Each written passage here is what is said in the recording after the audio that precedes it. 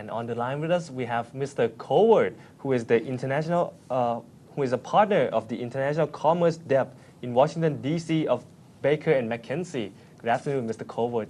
Good afternoon. Yes, in a Bangkok briefing, Mr. Coward, you have warned companies from the U.S. and Asia planning to enter Myanmar to do so very carefully. Can you elaborate on that statement? Certainly. The United States government has relaxed numerous sanctions that had been in place to restrict trade with Myanmar, but it has now, as you know, in the last few days, lifted or relaxed many of those sanctions, but subject to some important continuing restrictions and a reporting requirement that applies to certain new investment.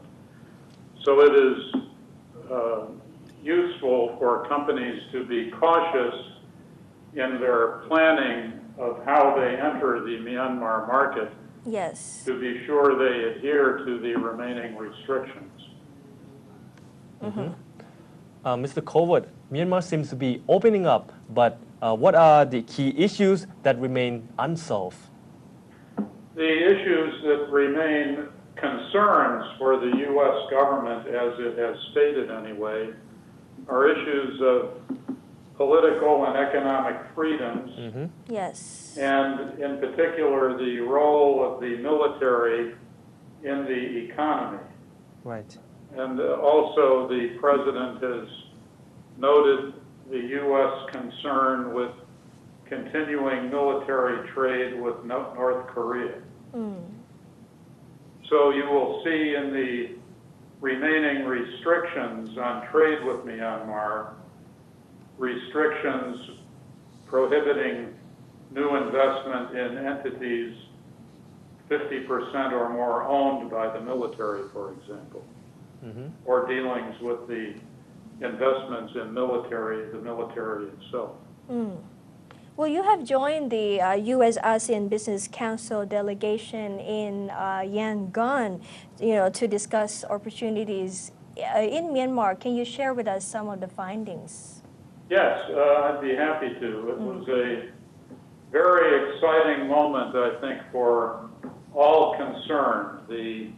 Certainly the representatives there at a very high level from the United States government and the government of Myanmar, yes, all voiced really great optimism and interest. And I think we heard very sincere comments on the part of the Myanmar ministers that attended the meeting in proceeding with the reform initiatives that they have undertaken.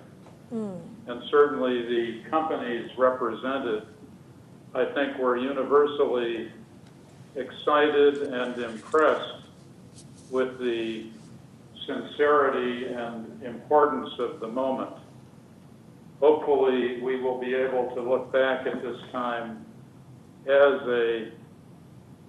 certainly part of an historic move by Myanmar to greater democracy, openness, and attention to the needs of its general population. So how would you advise international investors before investing in Myanmar? I would advise careful planning in advance to ensure that they do adequate due diligence on the parties with whom they are dealing, and to be sure that they will be in a position, if their investments exceed a $500,000 threshold, be in a position to supply the public reports that the new restrictions require.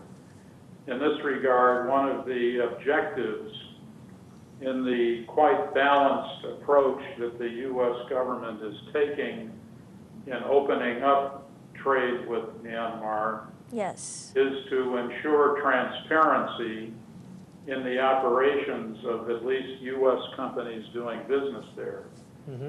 That means that they are requiring a number of detailed reports of those companies that invest over $500,000 in Myanmar. Okay, thank you so much, Mr. Coward, for joining our program, and have a safe trip back to Washington, D.C. Thank you Thank so you much, very Mr. much. Coward.